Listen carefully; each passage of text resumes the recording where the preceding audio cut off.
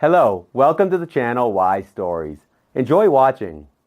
It was the first day when Marta decided to live a full life. Enough. I'm a woman, only 35, and I have the right to happiness, she thought, opening a travel agency website. For the first time in 3 years, she decided to allow herself to relax a little and go on a week-long vacation to some warm place with her son. Bright images of tours flashed before her eyes. She couldn't decide for a long time. She wanted everything at once. After scrolling through endless all-inclusive offers in India and Portugal, Marta settled on Thailand. She used to fly there often during her student years, first with friends, and then with her family, her son Daniel and her husband. Marta met Basilio when she was only 25. Tall, wealthy, handsome, young, with a mole under his chin. The girl immediately lost control of herself and decided to tie her life to this man. The first period was like something out of cheap novels: travels, flowers, endless happiness, a child. But a year after Daniel's birth, everything gradually began to change. Basilio stopped coming home from work on time, stayed there until midnight. His business trips turned into monthly journeys, usually to some warm countries. Marta firmly pushed away the thought of a mistress, but Basilio gave her more and more reasons to doubt. Conversations led to nothing. The husband adamantly denied everything. Despite this, Marta continued to love him. She asked Basilio to stay home more often, at least for the sake of Daniel, but he didn't pay much attention to their son either, just gave money to Marta and disappeared. One evening he disappeared again, but this time forever. Almost every day Marta mentally returned to that fateful day, replayed every minute in her memory, and at first cried, then the strength to cry ran out. She barely held back from showing her despair and sadness to Daniel, for whom his dad was still on a long business trip.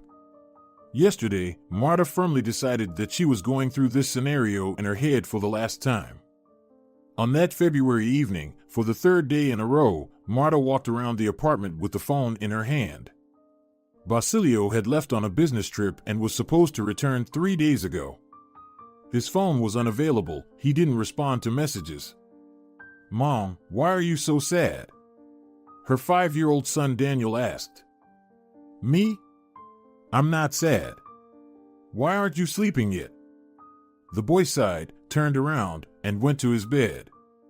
Daniel didn't know that something had happened to his dad. Basilio rarely talked to him anyway, and in the last 6 months, he hadn't even entered his room, so the father's absence didn't change anything in his usual child's life. Marta called the company where her husband worked as a managing partner. Basilio said they were opening new facilities, so he had to fly there. She managed to contact the company's CEO. "Hello, Alberto," she said excitedly.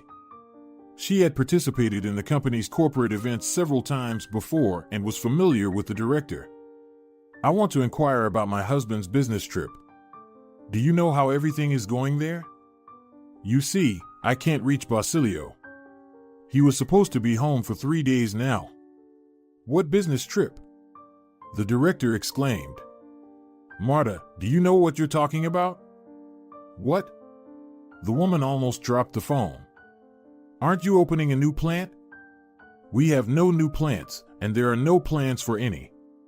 And Basilio informed me that he's taking a 2-week vacation at his own expense." "Marta, I really don't understand what you're talking about." "Vacation?" "Thank you," Marta whispered and hung up the phone. She slowly sat down on the couch and covered her face with her hands. Basilio's lies had crossed all reasonable boundaries this time. If before he had somehow tried to cover up his excuses, now he had simply decided not to come home, turning off his phone. Enduring this further was beneath all dignity. Of course, she should have left earlier, even at the first hints of an affair, but for the sake of Daniel, Marta stayed with Basilio. Her husband could provide a comfortable life, education, and travels for the child, and leaving Basilio would mean that Marta would have to raise her child and work at the same time. It was unclear how long she could endure this kind of routine, and what it would do to Daniel. Although, of course, that wasn't the only reason Marta refused to leave her husband. She still loved him, despite Basilio's repugnant behavior. But now she needed to gather herself. Enough of this humiliation. Many women leave and manage to raise even several children on their own. And Marta will definitely manage with Daniel. These thoughts were interrupted by a phone call. For some reason, Alberto was calling back. "Marta, it's me again." "Well, someone called me." "Yes, Basilio is indeed on a business trip, not at a plant." The director spoke quickly and hesitantly. "I think it's better not to talk about this over the phone. Maybe I can come over to you now?" Marta agreed. She quickly tidied up as best as she could and started waiting for Alberto. Basilio's company office was a 10-minute drive from home, so the doorbell rang very soon. After exchanging greetings, the director entered the apartment. He and Marta sat on the couch and remained silent for about 15 seconds. The director seemed unable to find the right words, not knowing where to start. "Marta," he began, taking a deep breath, "well, Basilio, he went to Norway to ride snowmobiles on the ice. They often go there, Basilio and his friends." Often, Marta continued to be surprised by the new revelations about her husband's personal life. "Yes, but that's not the point right now. Right after your call, a colleague came into my office and conveyed some information from Norway. There's been a slight warming there recently, and, of course, snowmobiling is prohibited under such conditions, but what? Just tell me already." Marta couldn't hold back. But Basilio still decided to go down onto the ice and fell through. "How can this be?" The woman paled. "Marta, is something wrong with you? Should I call an ambulance?" Alberto asked anxiously. "No need. Is he dead?"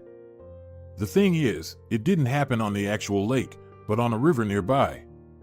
There was a strong underwater current, so they haven't been able to find Basilio's body yet. But the rescuers say there's no chance they'll find Basilio alive." It felt like a blow to the head for Marta. Just 15 minutes ago, she was cursing Basilio, determined to leave him. And now she learns that he's gone. Marta stared into emptiness. Before her, like in an old silent movie, flashed scenes from their life together. Alberto went to the kitchen, brought a glass of water for the woman. "But I promise," Director Alberto tried to console Marta, "the company will assist you with the inheritance and all legal matters." "But how is that possible if they still haven't found Basilio? What if he's still alive?" "It happens. A person can be declared dead even without finding the body. I understand your reluctance to accept this loss, but I've been assured that there was no chance of rescuing Basilio." "I'm sorry." Marta was no longer listening to Alberto's words. Tears flowed from her eyes like a stream. She didn't understand how she could go on now. Gathering herself a bit, she saw Alberto out and sat down in the kitchen. "Mom, why are you crying?" Marta didn't notice that Daniel had entered the kitchen. "What? I'm not crying. My eyes are just watering. Why are you not sleeping again? I heard you talking to some uncle. That's a man from Daddy's work." "Where's Daddy?" "Well, Daddy," Marta fell silent. She didn't know what to say next. She didn't want to tell her 5-year-old son about his father's death, and telling him that he went to heaven was also difficult. So, Marta decided to delay the conversation at least until the next time Daniel asked about his father. Daddy is on another trip, as usual, only this time he'll be away a bit longer. What is he doing there? Daniel was at an age when children ask endless questions, and now it was especially hard for Marta to answer these questions. He's exploring new worlds, mountains, lakes, seas. Well, he works and travels. I want to explore new worlds too. You'll grow up and explore everything you want. And now it's time for you to go to bed. You know, a person grows the most in their sleep. So, the sooner you go to bed, the faster you'll grow. Come on, go to bed." The boy approached the door, but suddenly stopped, turned around, and asked a question he had never asked throughout Basilio's business trips. "When will Daddy come back?" "I don't know." Marta struggled to hold back her tears and not cry in front of the child. "Not anytime soon. He's on a complex and lengthy journey, dealing with difficult tasks. You can't discover a new world in a week, you understand. Daniel nodded and went to his room. For the first time in several years, Marta was even relieved that her husband paid little attention to the child. She couldn't even imagine how she would explain what happened to Daniel if Basilio had been an attentive and loving father. And now there was a possibility that the boy would eventually forget about his dad and wouldn't even ask. Of course, years from now, when Daniel becomes a teenager, she will have to tell the whole truth, but that's later. Right now, Marta's main goal was to preserve the child's mental well-being and not burden him with troubling news. But what about herself? Infidelity, second life, and all the other tricks of Basilio didn't make dealing with his death any easier. Marta had understood that she loved her husband before, but now it felt particularly acute. She was in a psychological dilemma.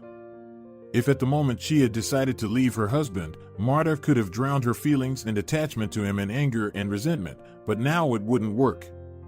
She couldn't be angry and resentful at someone who had left life. His betrayal seemed to have been erased from her memory. She only remembered positive moments from their relationship. Most of the happy minutes were from the beginning of their shared journey, and memories from those times now surged over Marta. She entered the room and took their family album from the shelf. After flipping through a few pages, Marta saw a photograph of her and Basilio sitting on a snowmobile together. Back then, he used to take her on all his trips and business travels, including snowmobile rides. He was a professional, he could drive a snowmobile blindfolded, Marta recalled, wiping her tears. How could he let such a terrible situation happen? It's so unlike him. No, it's not like him at all. I have to wait until they find the body. I can't believe this. She closed the album. She managed to regain her composure for just a few minutes, calming herself a bit, but then she felt an overwhelming bitterness again. Marta was able to hold back hysteria, only thinking about her son's peace. She wanted to run somewhere, to call, to shout, to sound the alarm, to demand that the search for her husband continue. She thought about calling Alberto again, but stopped herself in time. What would that achieve now?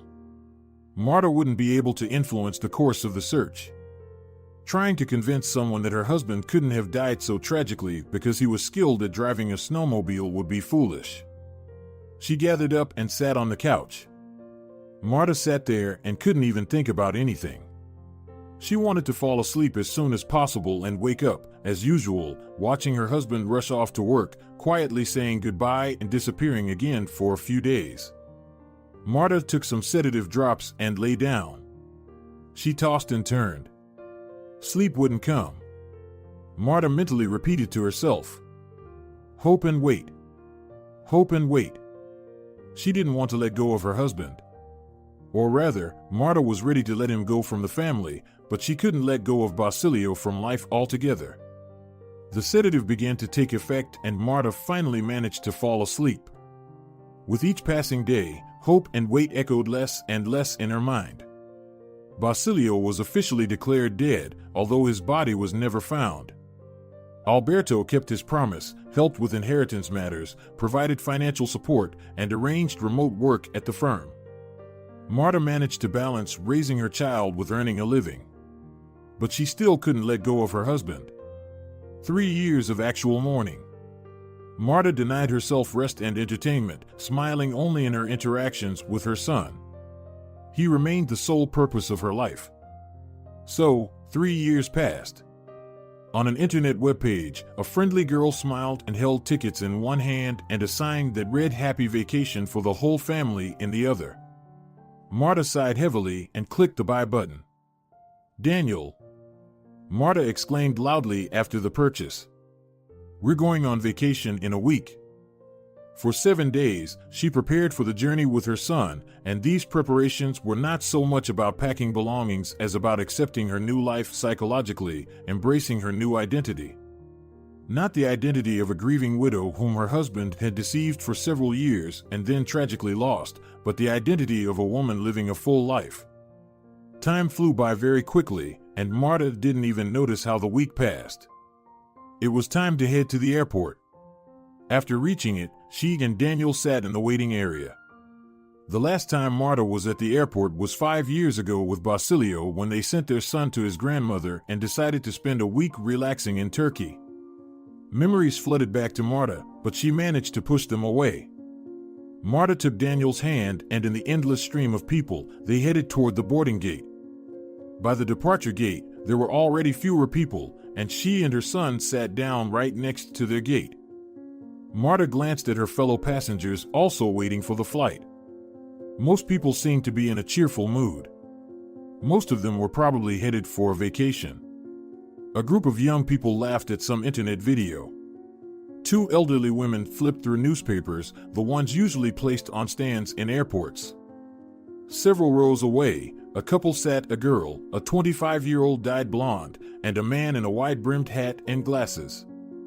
It was hard to determine the man's age because he was sitting, facing his companion and tilting his head slightly, so his face was fully obscured by the hat.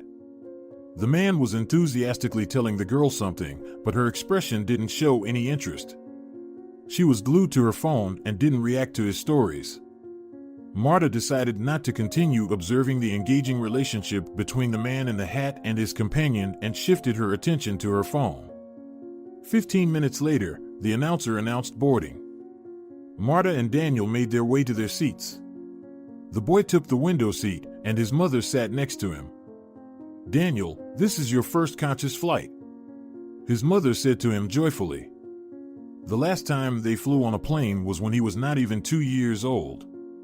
"It's so cool, Mom. How awesome that we're flying together. You probably don't even remember flying the last time?" Marta asked, and with horror realized that she shouldn't have asked that question. "Well," the boy, lost in thought, looked at the window. "No, I don't remember anything at all." Marta sighed with relief. She was worried that memories of his father might come to Daniel's mind. Over the past 3 years, the boy hardly remembered his dad, only asking about his trips to explore new worlds. Marta improvised stories on the spot about how his dad's group got stuck due to bad weather, how they met some unusual people, and a lot of other fairy tale nonsense. Daniel was growing up, and questions about his dad became fewer and fewer. In the last year and a half, he hadn't asked about him at all. But Marta still worried constantly because his classmates might say something about their dads, triggering new questions about his own father. Fortunately, this hadn't happened to her. Perhaps it was because she was familiar with Daniel's friends' moms, and these moms, knowing Marta's situation, asked their children not to bring up the topic of dads around Daniel. Or maybe she was just lucky. But she knew that in the next few years, she would still have to have a serious conversation with her son. Marta even consulted a psychologist for advice on how to handle it. She received various psychological techniques, but she hadn't found the right approach. "Mom, look, we're above the clouds." The boy marveled at the flight. She looked at her son and remembered their flight with Basilio and Daniel. The boy had been sitting on Basilio's lap, calmly gazing out the window. Other children were screaming throughout the cabin, yet Daniel sat quietly on his father's lap. Marta had been looking at them then, unable to contain her joy at such family harmony. She couldn't have imagined that such a family flight with her son would be their last. A year and a half later, Marta and Basilio flew for a vacation, but without Daniel. By that time, misunderstandings and suspicions had begun to arise between Marta and Basilio, and the purpose of that vacation trip was to reconcile. However, instead of getting closer, they drifted further apart after the vacation. Marta called the flight attendant and asked for some water. She really didn't want to return to memories of her husband, but her memory played a cruel trick on her. Marta started to feel anxious again. She was even mad at herself for breaking her own resolution to start a new life. But it was okay, she had to keep trying. Marta drank the water, closed her eyes, and tried to fall asleep. "Mom, I need to go to the bathroom," her son woke her up. "Shall I walk you?" "Well, Mom, I'm old enough to find the restroom on the plane by myself. I'm already 8 years old. Besides, the flight attendant showed me where it is before takeoff." "You're such a smart one," Marta said and let her son pass through. She watched Daniel with her eyes as he confidently walked to the front of the plane, where a flight attendant greeted him and pointed to the restroom. Marta made sure he reached his destination, then looked out the window. The plane had long reached its cruising altitude and was flying smoothly, but after a minute, a voice came over the intercom. "Ladies and gentlemen, this is your captain speaking. We are approaching a turbulence zone, and there might be some light shaking in the plane. Please remain calm. The situation is under control and the turbulence will end in a minute." Before the pilot could finish these routine words, the plane began to shake. "Daniel, my boy," Marta thought about her son, he might be scared. She got up from her seat, intending to go to the restroom, but a female voice from behind interrupted her. "Sonora, please sit back in your seat. We are in a turbulence zone and safety regulations require it." The flight attendant was trying to guide Marta back to her seat, but she interrupted. "My son is there. I need to go." "Don't worry, he will be fine." At that moment, Daniel emerged from the restroom. He walked calmly back to his seat, but suddenly stopped. After a brief pause, he started walking faster. When he got really close, Marta saw his pale, frightened face. "Mom," he said with a trembling voice. "Daniel, what's wrong? Are you scared?" "It's just turbulence. There's nothing to be afraid of." Marta decided that her son's fear was likely caused by the sudden turbulence. "Mom," Daniel repeated almost in a whisper, "Dad is sitting with some lady over there." Marta quickly let her son pass to his seat. "Sweetie, what are you saying? You probably imagined it." "No, I definitely saw him. He just had a different hairstyle, but it was him. Go and see. You're probably very tired from the long flight. Just try to sleep. Let's recline your seat, and you'll fall asleep." "Don't you believe me?" "Why wouldn't I believe you?" "I do. It's just that there are so many people on the ground, and some of them can look very similar, so you probably saw someone who looks like him." "I'm sure it was him," the boy said, folding his hands and staring out of the window. Marta understood that trying to convince her son was pointless. Moreover, it was hard for her to maintain a calm, casual tone. Pretending that everything was fine for her son's sake, she was feeling far more anxiety than Daniel. She tried to convince herself that there was no way Basilio could be there. Perhaps some memories from that childhood flight had resurfaced in Daniel's mind, and that's why he thought he saw his father. One might think it would be quite simple to check, just stand up, walk to the restroom, and come back. But Marta hesitated to do it. What if there really was someone there who looked very much like Basilio? That could completely unsettle her. For the rest of the flight, Marta stayed seated. She even feared turning her head towards the aisle again. After an hour and a half, the plane began its descent, and after 20 more minutes, it landed safely. Passengers jumped from their seats and started retrieving their belongings from the overhead bins, even before the plane had come to a full stop at the gate. Marta didn't belong to this group of perpetually hurried people and didn't want to stand dressed in the aisle with her son for another 5 minutes. She decided to wait while the door opened and most of the passengers disembarked. Marta calmly sat and watched the people standing up. At that moment, a person in one of the front rows got up from their seat and reached for their belongings. Marta immediately realized that this was the man Daniel thought was his father. The person did look incredibly similar to Basilio, only with a slightly rounder face and shorter hair. He reached for his hat, and Marta saw a mole under his chin. This can't be real, she thought. No, it's a dream, a bizarre coincidence. I don't want to believe this, it's just nonsense. Marta was trembling. It was very difficult for her to hide her emotions, but she did it for the sake of her son. Meanwhile, the man put on his wide hat, took the blonde girl's hand, and also stood up in the aisle. The hat once again obscured his face from Marta's view. People began to leave, and after a couple of minutes, she told Daniel to get ready. Marta intentionally waited even longer than usual so as not to accidentally cross paths with the man. As they exited the plane via the air stairs, she couldn't avoid the airline employee standing at the registration desk. Marta understood that this girl was responsible for another flight, but she needed to let out some emotions and work through the situation a bit. "Excuse me, can I find out if one person was on the same flight with me?" "Sonora, I'm sorry, but I'm expecting a different flight."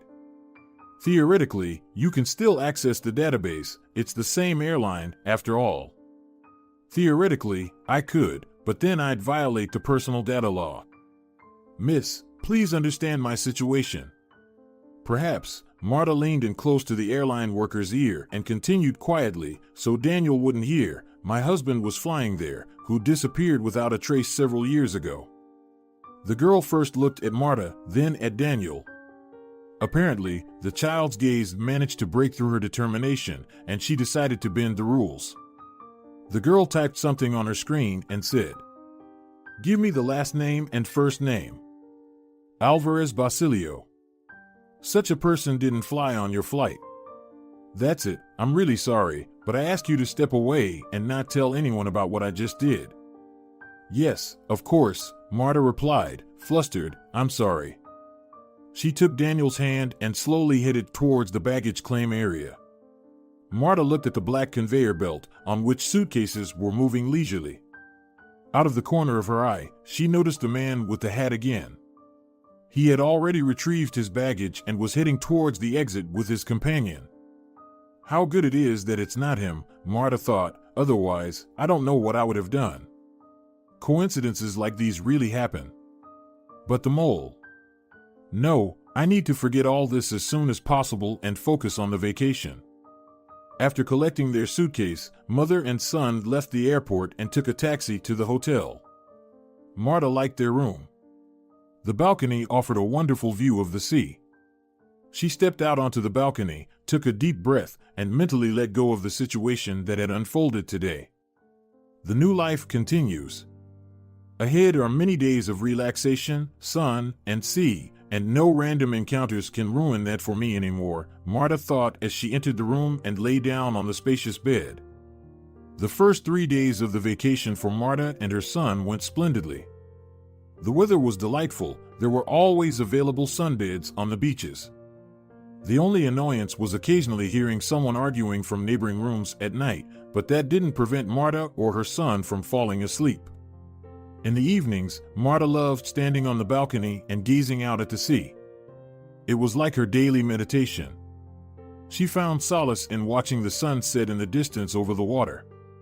On the evening of the 4th day, Marta, as usual, stepped out onto the balcony. It was cloudy that day, and enjoying the sunset wouldn't be possible. Marta was about to leave when she suddenly heard the occupants of the room one floor below stepping onto their balcony. They were speaking in high tones, and Marta guessed it was the same couple that argued at night. "Dora, is there anything in life that interests you other than money?" the man asked loudly. "Of course, but in order for something to interest me, I need to be provided for first," the girl shouted in response. Marta decided to stay. Not that she enjoyed eavesdropping, but this time she was curious about how far the audacity of the young girl could go. Besides, the male voice seemed familiar to her. "And am I not providing for you?" the man continued to ask. "Are you making fun of me? You took me to this dump in some forgotten corner of Thailand. And I need the Maldives, Bali. Do you understand?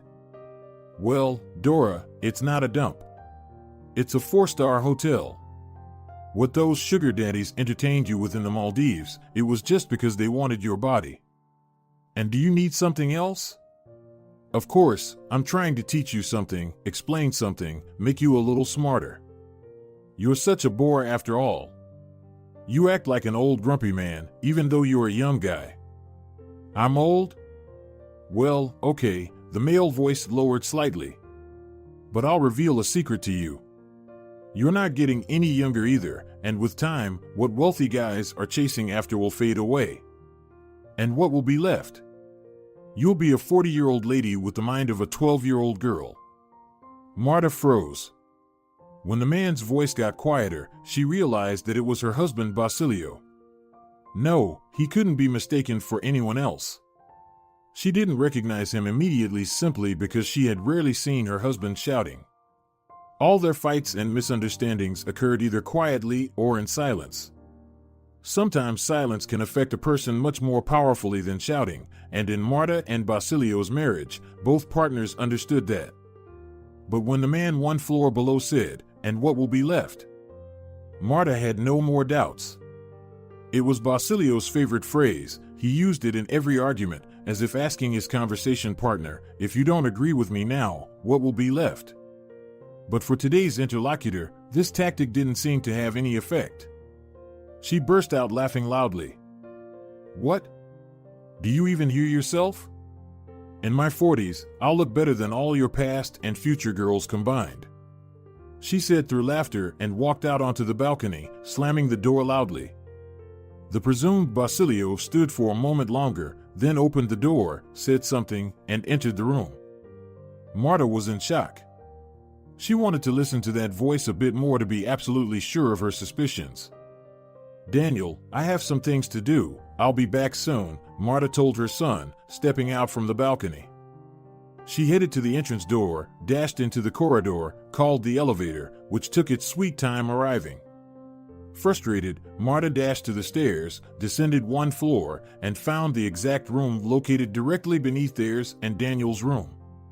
Forgetting all about decency, Marta pressed her ear to the door. To what lengths can female curiosity drive a person? The couple continued to argue. "Aren't you afraid I might just leave you right now?" "Where are you going to go, Dora?" "Anywhere. Are there not enough wealthy guys here in Thailand? There will definitely be ones richer than you. Later, you will regret your words. But frankly, I don't care anymore. Go wherever and to whomever you want. I couldn't care less about you and your guys. You're such a pathetic old beggar. You'll be crawling back to me to apologize first. You'll be on your knees begging me to come back. You can think whatever you want. No one is going to crawl after you. Look at this false princess." "Oh, really? Then goodbye," the girl said and walked loudly to the door. Marta barely managed to press herself against the wall. The girl burst out of the room and hurried to the elevator, not noticing Marta.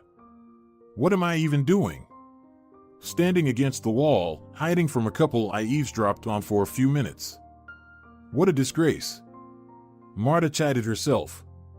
But emotionally, she understood that all this eavesdropping was justified. Such coincidences don't happen.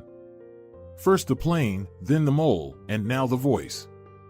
Either Marta was losing her mind, or her deceased husband was really behind that door. Yet if she had only noticed Basilio in that man, it could be attributed to a clouded mind. But Daniel recognized Basilio too, and you can't fool children. Of course, some children have imaginary friends, but Daniel wasn't one of them. If he said he saw something, then he really did. Marta decided to step away and walk down to the end of the corridor. She needed to catch her breath after such an experience, but she couldn't rest for long. The room door opened, and a man walked out. Marta barely managed to turn toward the window to avoid revealing herself prematurely.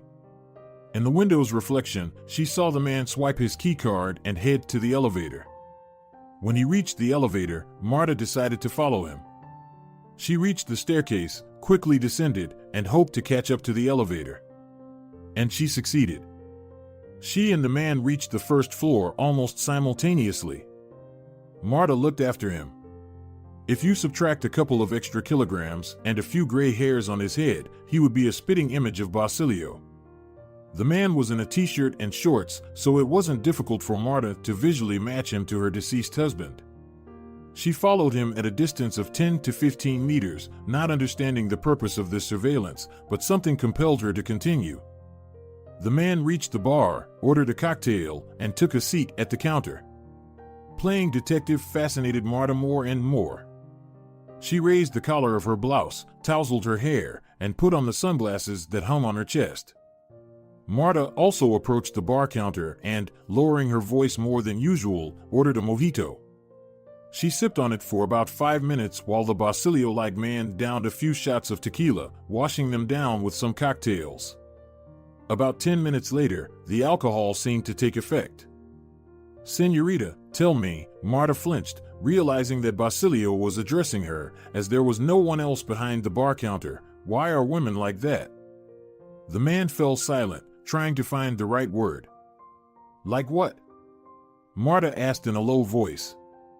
Complicated, Basilio settled for the least offensive word. Probably, it only seems that way to you. There it is, female solidarity. You don't know anything about my situation but claim to know what seems to me. Well, I could guess, Marta replied, staring intently into her empty glass, afraid to turn her face toward the man. And what did you guess? Obviously, you had a fight with your girlfriend, maybe she even left you, insulted you, disrespected you. And now you're seeking support, looking for someone who would tell you that you're right, that she's an immature fool who doesn't understand anything about life. Marta, without hesitation, used the information she had overheard. Yes, you're quite perceptive. I'm even a bit surprised. Female intuition does exist, indeed. But I'll have to disappoint you. Why? I'm not the one who will tell you how great you are and how bad the girls are. Maybe in your case, the girl is really foolish, but you're not much smarter. Yet you're quite audacious. I'm sorry, I didn't mean to offend you. Marta didn't realize how she had shifted to being rude. No, please, explain to me what you mean. Marta sighed and understood that she would have to tell him what she really thought about men like Basilio. Well, no one forces you, men, to choose the young and foolish. You voluntarily leave the smart and mature women, cheat, and then complain that all they want from you is money. You read me like an open book. But you know, there are also hormones that make us choose the young ones. Sounds like a ridiculous excuse. The ability to overcome and control our animal instincts is what turned an ape into a human. And you're supposed to be human, right? Supposedly, yes. Well then, why tell these stories about hormones? Although, maybe I'm allowing myself too much. No, I actually asked you. Basilio ordered another shot and downed it in one gulp. Oh, and I've really had a lot now. Sorry, can I ask one more question? Go ahead. If you're so smart and know everything about everything, tell me, what should I do next? I have no idea. Control your hormones. Although, I think tomorrow or the day after, your young companion will return to you. What to do with her next is your choice. I'm not a psychologist. Maybe I should just send her where to get off. Maybe, Marta replied, not really understanding the point of this conversation. Some force of attraction to Basilio prevented her from just turning around and leaving. It demanded that she continue the conversation, despite the risk of exposure. Listen, have we ever met before? The man asked just as Marta was thinking about exposure. I don't think so. I'm here for the first time. Your voice tone is very familiar to me. Maybe you confused me with someone else. Marta snapped to her senses and decided to quickly leave. Okay, good luck on your personal front. I have to go. Will we meet again? Maybe. Marta left the bar and called the elevator. She understood that what saved her from exposure was the fact that Basilio was quite drunk. Yes, she no longer entertained the thought that this man might not be Basilio. If there was a chance before this conversation that her deceased husband might have had, for example, a similar-looking brother with a similar mole, now she was absolutely sure that this was no brother. Intonations, gaze, voice, mannerisms. Besides, she remembered how Basilio looked when he got tipsy. He never misbehaved, he just became a bit more talkative. And over the past 3 years, he hadn't changed his behavior with women.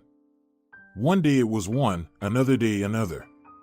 Today, he quarreled with his companion and immediately engaged in a pleasant conversation with Marta, same old nature.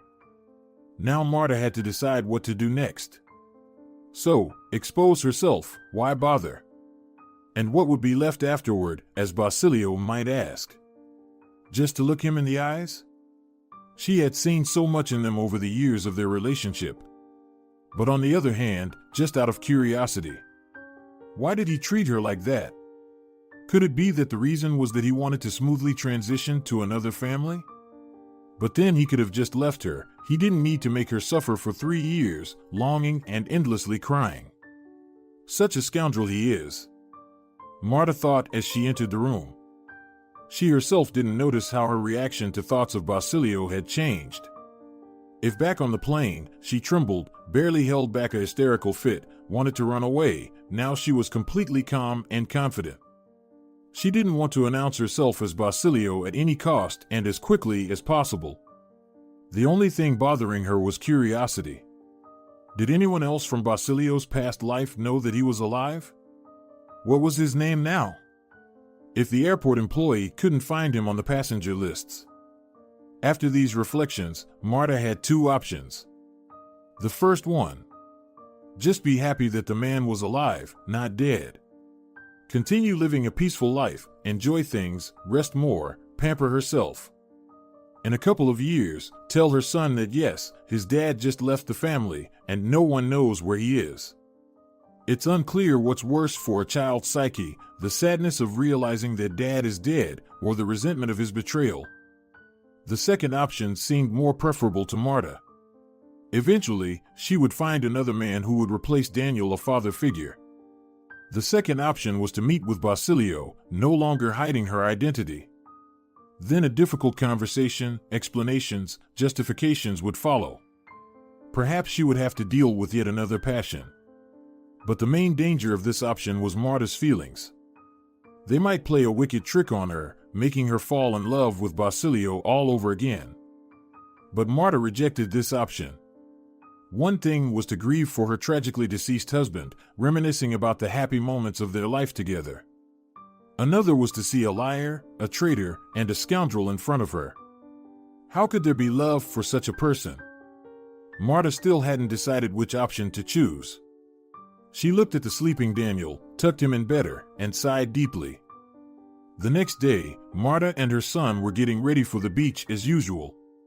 The weather had improved, and they needed to hurry to take their sunbeds. Only hotel guests were on this part of the beach, so there wasn't the usual hustle and bustle that you'd find at resorts, but in good weather, the sunbeds could be taken quickly. Marta stood in front of the mirror, deciding what to wear. She decided to play it safe and took a different pair of sunglasses, much wider and covering almost half of her face. In addition to the sunglasses, Marta put on a huge hat. She was protecting herself not only from the sun. If Basilio lived right below her, the probability of an accidental encounter was too high. Marta still hadn't decided whether to approach her former husband or not, so, for the time being, she kept up the disguise just in case. When ready, she took Daniel's hand and headed for the elevator.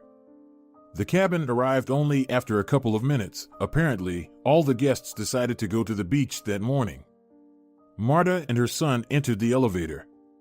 The cabin stopped on the floor below, the doors opened, and the girl with dyed hair entered, Basilio's companion. This time, she stood without a phone and with a very disgruntled face. How much longer did I have to wait? People keep breeding, and then they hog the elevators, she said in a nasty tone. Young lady, what do you think you're doing? The elevator serves all floors. There are many hotel guests. I waited for it just the same way you did, Marta replied calmly. I don't care how long you waited. The girl looked Marta over with a snobbish gaze. Decked out in old wearing and still trying to tell me something.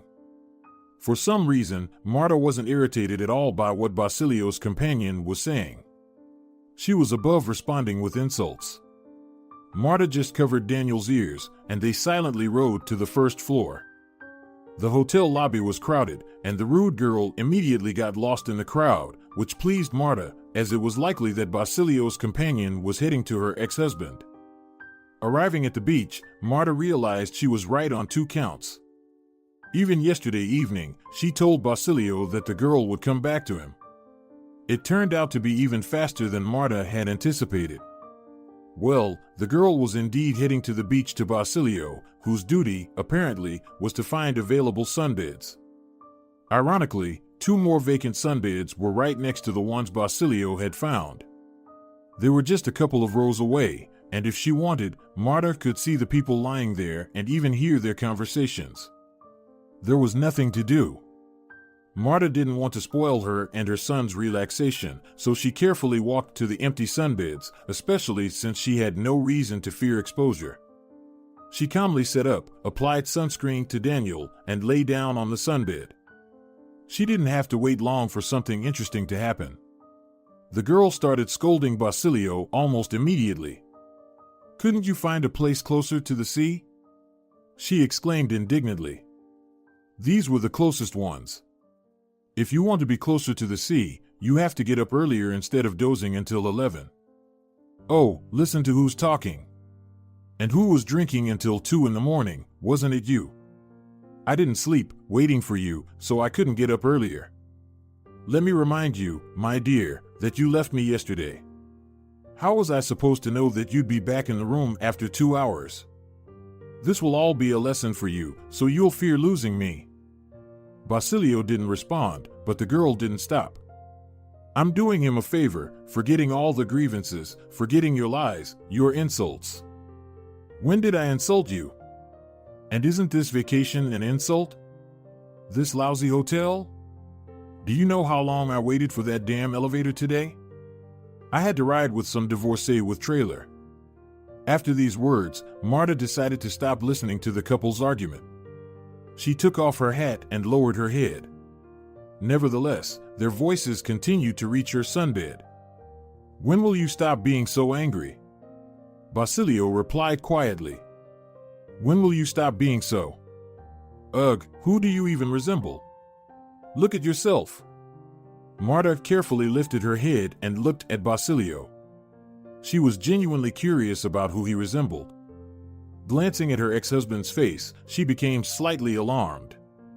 Basilio looked pale, his eyes were darting around, and his hands seemed to be out of his control. Apparently, he did sit in the bar for a very long time yesterday. "Dora, I need to lie down," Basilio said and collapsed onto the sunbed unconscious. "Basilio!" the girl shouted.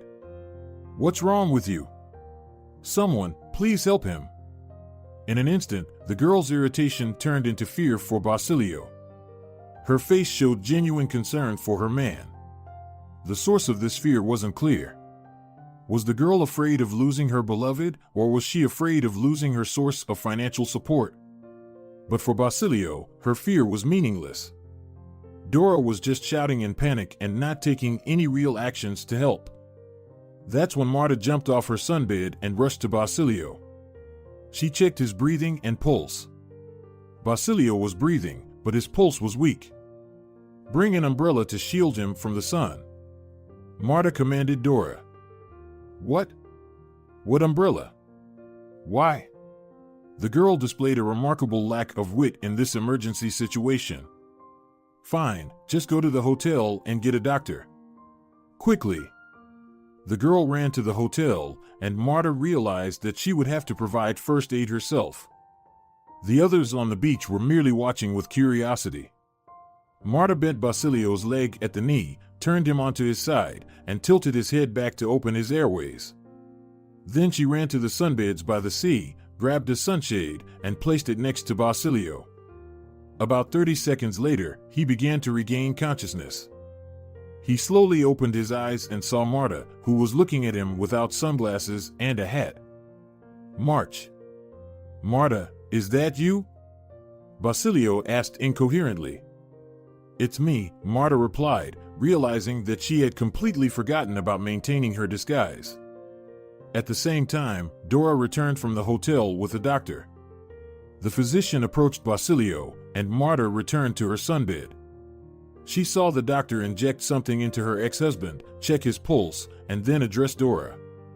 "Everything is fine. It's just a fainting spell, likely due to overheating. Right now, he needs to be taken to a cool room and allowed to rest." "How will I take him there?" The girl was surprised. "I'll walk on my own," Basilio whispered, got up from the sunbed, and looked around. He probably wanted to find Marta, but she had promptly put on her hat and sunglasses again and was out of Basilio's sight. Then he walked back to the hotel with his girlfriend. Marta remained lying on the beach. The situation had become even more complicated. Basilio knew that she had seen him, but they didn't get a chance to talk. Either he would dismiss it as delirium from fainting or he would search for her. Marta's desire to meet Basilio again had completely disappeared. She glanced at Daniel, who was engrossed in his phone, and pondered his reaction to his father. Basilio would almost certainly want to see his son, and perhaps even become involved in his upbringing. What had happened today had shown him clearly who it was better to be with: experienced, sensible women or foolish and mercenary girls. Marta didn't want Basilio to re-enter her life, or rather, she was very apprehensive about it, especially if he would start confessing and apologizing in front of her. Marta was compassionate enough to forgive a lot, but forgiving betrayal was too much, even for her. Marta packed her things and went to the hotel cafe to have lunch with her son. She saw traces of Basilio in every man sitting there. She couldn't eat properly due to her anxiety. She took Daniel's hand and led him back to the room. No sooner had she laid down on the bed than the phone rang. The phone was somewhere in the beach bag, and Marta couldn't find it there. At that moment, there was a knock at the door. Marta shouted, "Just a second," and continued searching for the phone. After a couple of seconds, the ringing stopped and the knocking on the door resumed. "What's going on? I told you to wait a bit." An irritated Marta went to the door and opened it. Basilio was standing in the corridor. Marta immediately closed the door. "Marta, wait."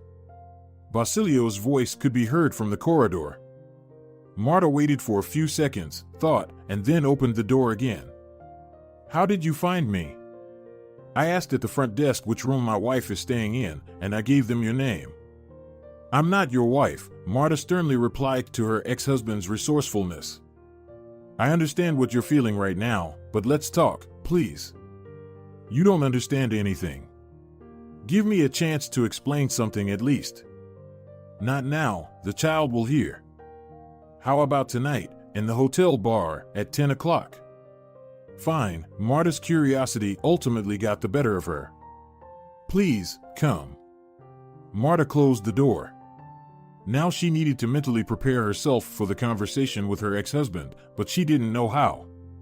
The remaining time before the conversation was agonizing for her. What would Basilio tell her? What story would he come up with? Would she have to believe a single word he said? Marta couldn't find answers to these questions. The only thing she decided was to be tough, unsentimental, and critical of everything she would hear.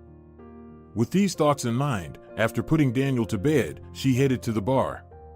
Choosing an empty table in the back of the bar, where the music was least audible, Marta began to wait. 10 minutes later, Basilio appeared at the entrance. Marta didn't give any signals to help him locate her faster. The man carefully navigated the bar and reached the farthest table. "Well, hello, Marta," Basilio said with a guilty tone. "We've already seen each other," Marta curtly interrupted. "Have you already ordered something?" "No." "Did you come here to drink?" "It will be easier to talk this way." "I'm getting something now." Basilio headed to the bar, ordered 2 cocktails, and brought them to the table. "Did the doctors already give you permission to drink?" "I think it's better to hold off after that fainting spell." "I got a non-alcoholic one." "Oh, by the way, thank you for helping me today on the beach. If it weren't for you, I don't know if she would have thought of calling a doctor." "You're welcome. But don't you care about your health? Hangover and heat. You know, I've stopped paying much attention to my well-being lately. Maybe I need to be more attentive. After all, I'm not 18 anymore." No, why would you? You've been dead for a long time, and a dead person doesn't need health. "Marta," Basilio sighed heavily, "I'm going to start talking now, and please, don't interrupt me, just listen, I'm asking you." "I'll try." "So, 3 years ago, I started receiving threats. Our company crossed paths with a very serious organization. It all started with me taking out a loan for our new project. Not from a bank, of course. The bank wouldn't give anything under those conditions, so I turned to this shady organization. We signed an agreement. They transferred a very large sum to our account, but the contractor we chose didn't fulfill his obligations and disappeared. Then, as they said, their representatives were seen in Thailand, but that's not important. I went to the credit organization, explained the situation, but, of course, no one listened to me. I was given a month to repay the debt. We went to the police, but they said they couldn't help because both this organization and the contractor were operating unofficially. Since then, they started calling me, sending emails. I was afraid they would come to our house. They demanded the money back. But how could I find such an amount in a month? With each passing day, the threats came more often, and I decided to get away. After spending a couple of weeks there, I was already planning to return when the security guard of the resort where I was staying told me that a group of young athletic-looking people had been asking about me. I realized they had found me. I had nowhere to run. They would catch up with me at the airport, at the train station, or even here, at the resort. I was in a state of confusion. It felt like everything was over. My life was finished. I remember I ran into some forest and miraculously found a signal there, so I called our CEO, Alberto. I remember that conversation very well. At first, he interrupted me and told me that you had called, asking about my whereabouts. I'm really sorry, but I couldn't inform you. In any case, I told him everything. That's when we came up with the plan to stage my death. We often rode snowmobiles there in Norway, and we decided to use that. I informed the company employees I was with that. We needed to spread news of my death and somehow sort out matters with the rescue team. Alberto was supposed to spread the news throughout the company and, well, also visit you. How could you? Marta whispered. I was saving lives, not just mine. They could have pressured me through you. Basilio took a sip of his cocktail and continued. Alberto promised that he would help you. He did help. Well, there you go, at least that. At least that? Do you think some money, some inheritance, could ease my suffering? I haven't lived for 3 years, you understand? This is my first vacation in all this time. I'm sorry, but I didn't have a choice, understand? You could have left the country with us, hide somewhere. Why did you choose the cruelest path? They would have tracked you down even abroad, and besides, I was in such a situation that I couldn't just leave anywhere. I was practically cornered. You could have told about your problems right away, not wait for a critical point. I didn't want to burden you. We had a little child, so I didn't want to add unnecessary fears to you. You remembered the child. How many times have you seen him in the last year of your life? It hurts me deeply. Over these 3 years, I realized how much I missed my son. How do you manage that? Marta exclaimed. You come out of everything unscathed, feeling hurt, weak. I realized I wanted what was best. I didn't want to burden. But if you missed your son so much, why didn't you let us know you were alive? I couldn't do that. The danger persisted. I couldn't show up in the city at all, and phones could be tapped. And I couldn't even imagine how you would react to a call from the other side. How noble of you to leave your wife in mourning for 3 years with a little child. I hoped you would forget me quickly. Our relationship was far from ideal by that time. I wonder, whose fault was that? I admit I'm at fault, including for what happened with our relationship. And what am I supposed to do about it? Jump for joy into your arms? No need to be ironic. I'm really in a bad place.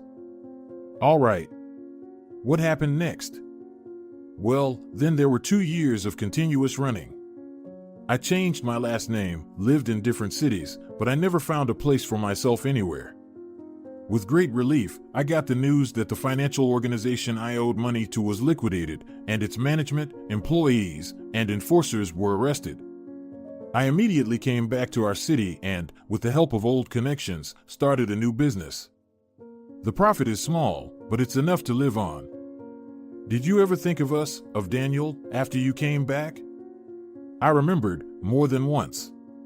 But, honestly, I was absolutely sure that you had forgotten about me by that time, so I didn't think about reaching out.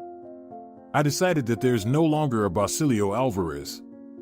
Now there's a new Basilio Santos with a new business and a new personal life. You changed your last name from Alvarez to Santos? Yes, I thought it was a wonderful idea. Quite original, Marta chuckled. I sometimes remembered your laughter. Stop it, I can't hear this. Don't play the suffering husband and father here. He remembered.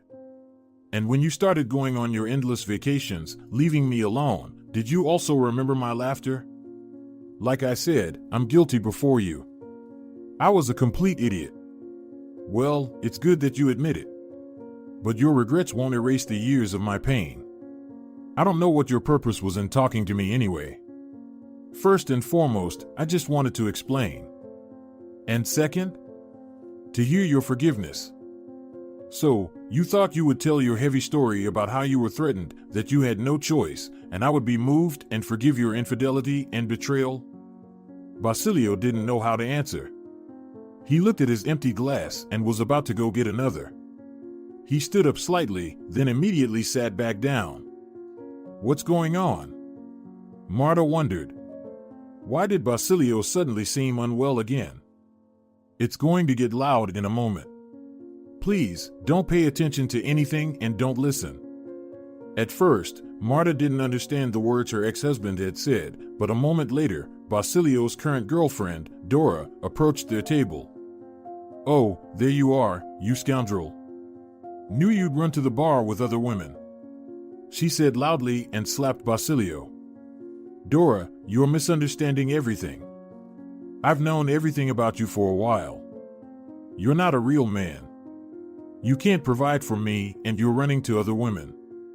Dora looked at Marta. Oh, you. Do you even know that she has a trailer? I saw them in the elevator. She wants to use you, idiot. Dora, stop immediately. No, let her continue. Marta joined the conversation. You're such a... Oh, and you're trying to be rude, huh? Dora turned to Marta and tried to grab her hair, but Basilio intervened in time, pulled his girlfriend back, and seated her next to him. Let me go, right now. Calm down. Basilio said loudly. She's not to blame for anything. She's to blame for stealing other women's men. Dora wasn't planning to calm down. You're absolutely right, Marta continued, provoking the girl. That's exactly why I came to this bar, to steal your precious man. Such a faithful, devoted, and honest person can't be found anymore. So, you missed your chance in the unequal struggle against me. Marta, where are you going? Basilio tried to calm down his ex-wife. Let me go, I'll rip all her curls out. Dora screamed. That's enough, Dora, this is my ex-wife. The girl immediately calmed down. Ex-wife? The one you left many years ago?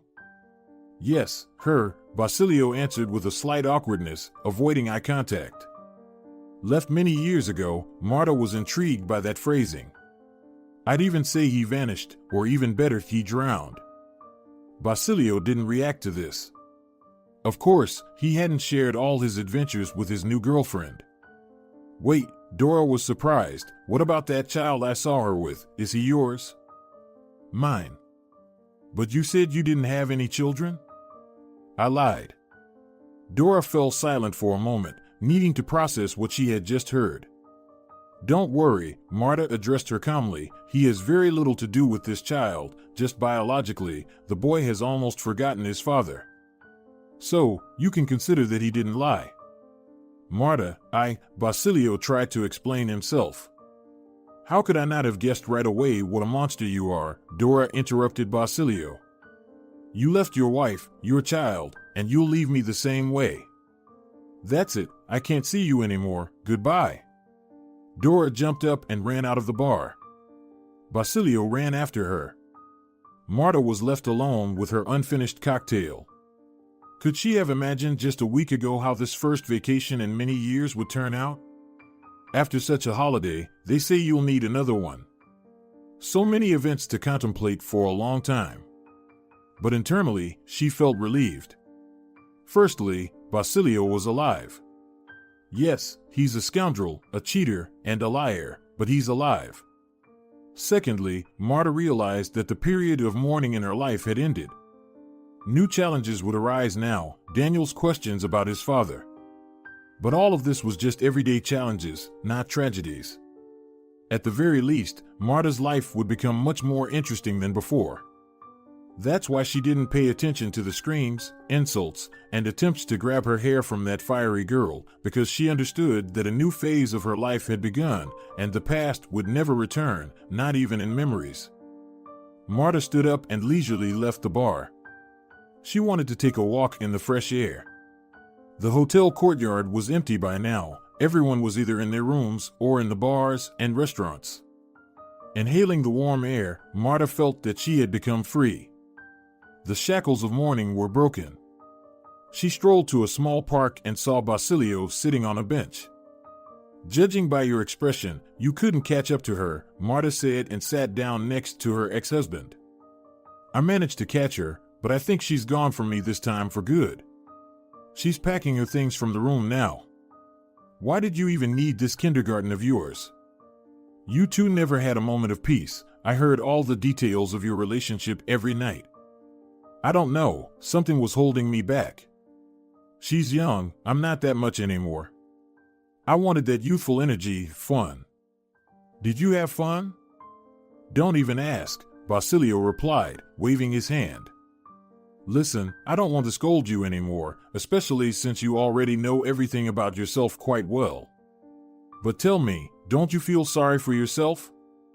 What do you mean? Well, look, you've been running somewhere all your life, trying to chase after money, got threats on your life, which forced you to stage your own death, tried to chase after happiness in your personal life, got this naive, loud girl. You're not that old yet, but you're already fainting from hangovers. Why did you need all of this? Where did you end up? You know, over the last few years, I've been close to asking myself this question directly, but each time I ran from it with simple excuses. Money? Well, of course, you can never have too much of it. It gives you freedom, security. Though in my case, it turned out to be the opposite. Relationships? They bring new energy, young blood, more vitality, joy. And here it's a miss. I don't know, I'm completely lost. But you drove yourself into this state. You lost yourself, really lost. But right now, you're pitying yourself in the wrong way. What do you mean by that? Well, look, you have this destructive self-pity, and it's utterly useless. If anything, it's more likely to bury you deeper. You're not pitying yourself, you're just beating yourself up.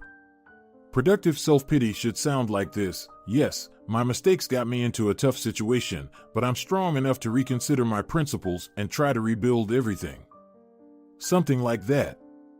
Marta didn't notice how her anger towards Basilio vanished. She saw a weak, uncertain person, absolutely harmless. She even felt the urge to help him somehow. For a moment, she was even scared that these feelings were resurfacing. That's what she feared when she first saw her ex-husband. But no, pity and love were entirely different things, although sometimes it's hard to distinguish them. And Marta felt only pity. Marta, thank you. For what? At some point during our conversation at the bar, I thought you were just going to slap me, turn around, and run away. Thank you for not doing that. I actually had that thought, Marta smirked, but curiosity got the best of me. By the way, how weren't you afraid to come back to the city at all? You had so many acquaintances, friends there, Daniel and I could have noticed you, after all. I lived not right in the city, but in a cottage community nearby. I rarely appeared in the city center, mostly worked remotely, and went into the city only by car. And then I changed my image and last name drastically. It seemed like it was enough. And indeed, until I met you, my cover held up successfully. At our first meeting, it was holding up pretty well. Marta remembered the first time she saw Basilio at the airport, but the wide-brimmed hat prevented her from recognizing her ex-husband. If it weren't for Daniel, maybe we wouldn't be sitting here now. Did he recognize me? Yes, I didn't expect that. I hoped he had forgotten all about it. Basilio sighed heavily. Marta, I want to meet with him. Why do you want that? I understand that I will never be a real father to him again, but I really want to see him. You said I can rebuild everything. Please, give me this chance. Marta didn't know how to respond to Basilio. Perhaps now, while Daniel was still quite young and hadn't reached adolescence yet, it was the right time to reintroduce his father's presence into his life. But Marta was afraid of taking such decisive steps. She had grown used to raising Daniel on her own. I don't know. This meeting might be very difficult for him. I get it. I'll try to be as sensitive as possible. Fine, but let's do it this way. I'll prepare him in the morning, warn him about you. Then we'll meet, talk a bit. After the meeting, I'll talk to him alone again, and only if he wants to see you again, we'll figure out what to do next. Of course. How about tomorrow at 11 at the Hotel Cafe? Yes, just remember, for Daniel, you're a traveler who explored new lands. That's an interesting cover story you came up with. Okay, I understand. Marta bid farewell and went to her room. She tossed and turned and couldn't fall asleep until the early morning. It was hard for her to imagine how the meeting would go tomorrow, how Daniel would react, how Basilio would hold up. There were too many unpredictable factors. And maybe her son simply wouldn't want to see his dad again? In these thoughts, Marta lay until her alarm rang. She set it for 10 in the morning to have time to prepare and explain everything to Daniel. Mom, are we going somewhere today? Her son asked, watching his mom apply makeup. Yes, Marta turned to Daniel. Remember the passenger on the plane you called Dad? Well, you were right, he really turned out to be your dad. Can you believe it? He came back from his trip. I told you. I told you. The boy rejoiced. And are we going to see him today? Yes, he'll be very happy to see you. And I'll be happy to see him too. Marta was pleased with her son's reaction. The idea of having a father interested him, so psychologically, this meeting should have been easier for Daniel than it could have been otherwise. Where has he been all this time? The boy asked. He'll tell you himself. As the time approached 11 o'clock, Marta and her son left their room. She was getting more and more nervous. Was it too late to cancel the meeting? Maybe it should stay as it was before. No, there was no turning back. Marta had already told Daniel everything, and a sudden cancellation of the meeting would cause the very psychological trauma his mother had been worried about. Marta and her son reached the cafe located on the hotel's ground floor. Basilio was already sitting inside. Seeing his ex-wife and son, he got up and walked over to them. Dad, Daniel said loudly and also went towards Basilio. Hello, my boy, Basilio said, hugging his son. Marta greeted her ex-husband, and they all sat down together at the table. So, tell me, how you doing? Basilio turned to his son. We're having fun. It's so cool here. Mom and I are on such a great trip for the first time. You're doing great. And I kept thinking about you all the time, the boy continued sharing his impressions. Marta looked at him with surprise. Really? And I thought about you too. Really. Only, I saw that Mom wasn't very happy when I started asking about you. I think it's because she worried a lot about you, so I tried not to talk about you in front of her, just thought about you. So, where have you been all this time? Me? Well, your mom probably told you something. Basilio was holding back tears with all his might. I was far away and couldn't come to you. It's my job, you understand? Traveling to different cities, villages, forests, lakes, exploring dangerous territories.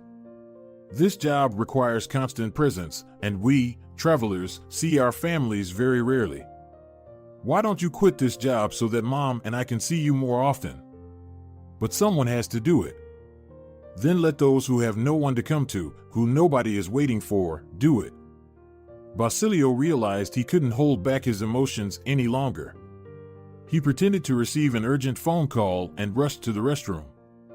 Yes, in such situations, even men sometimes need to have a good cry.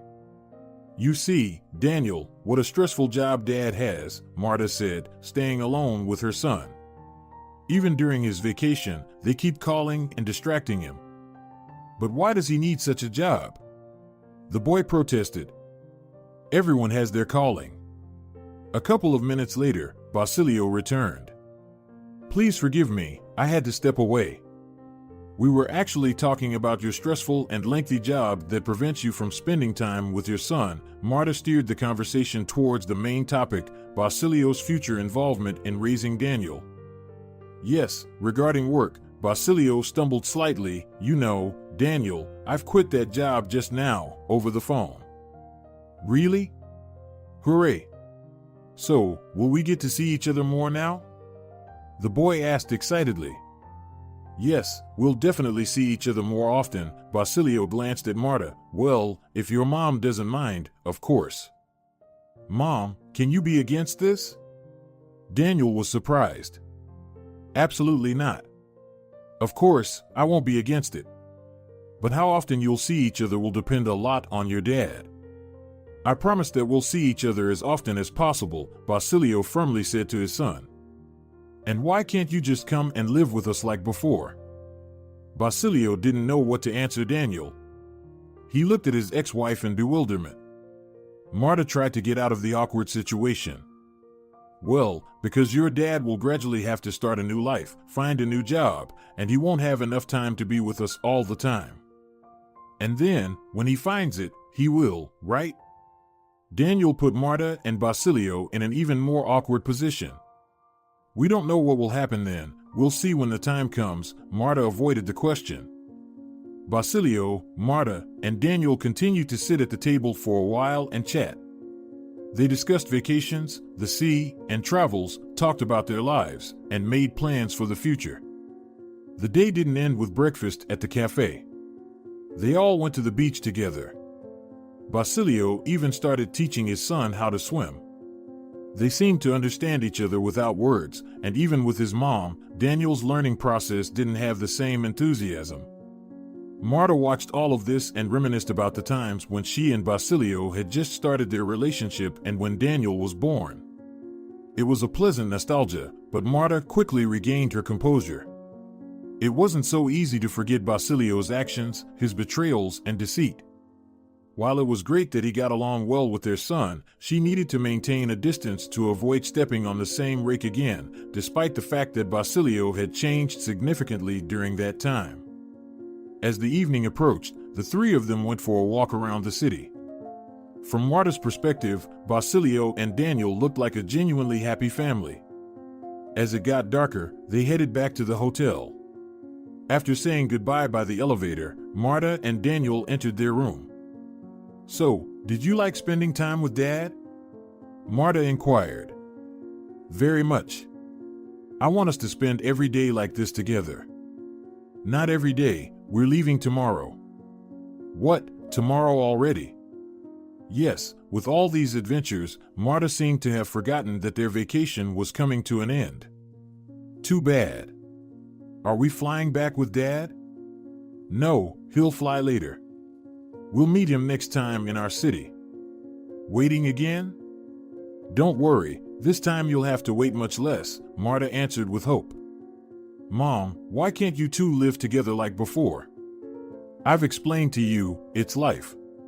Sometimes we have to choose things we don't like.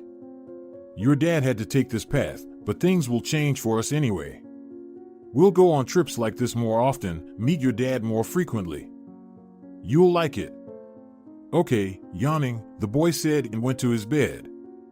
Marta also lay down shortly afterward, but after a few minutes, the phone rang. Marta quietly went out onto the balcony and closed the door tightly so as not to wake her son. Hello, Marta, is that you?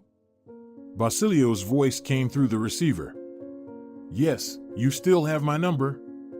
As you can see. So, how's Daniel? Did you talk to him? I did, he's happy. That's great. So, shall we repeat the walk tomorrow? No, we're flying out tomorrow. I almost forgot about it myself. Luckily, the reminder on my phone worked. Ah, so soon. I'm only arriving in 3 days. Can't we meet up tomorrow at all? In the morning, just briefly. But just the two of us.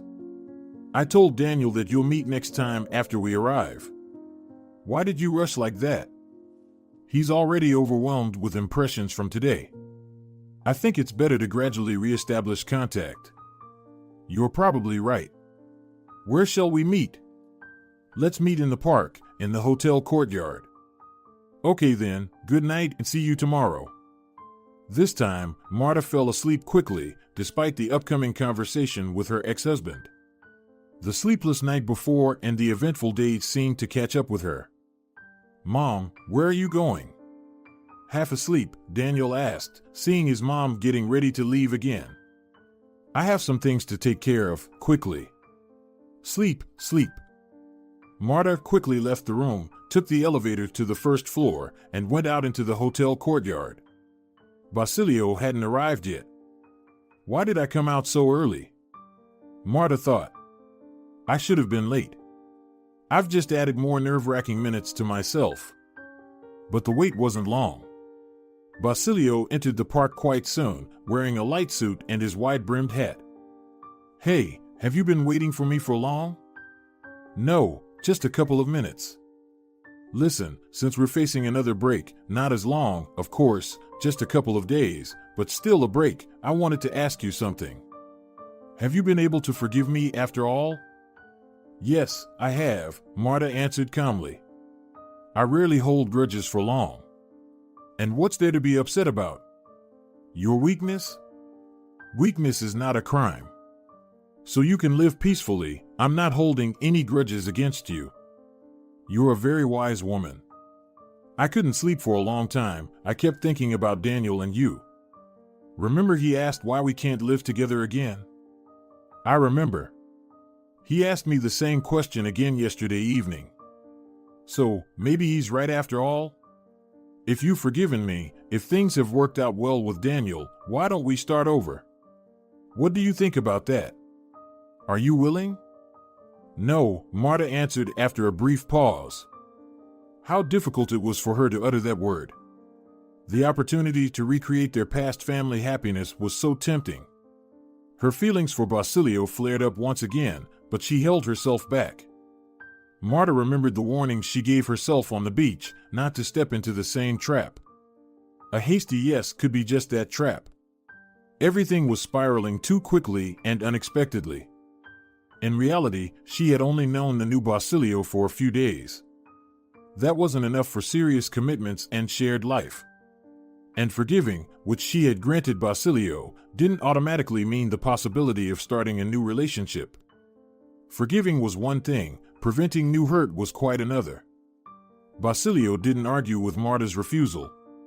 He shook his head and said, I understand your answer. If I were in your place, I wouldn't have forgiven myself either. But thank you for even considering it. The main thing is that my refusal won't affect the fact that the child has his father again. Don't worry about that. As soon as I arrive, I'll come straight to you.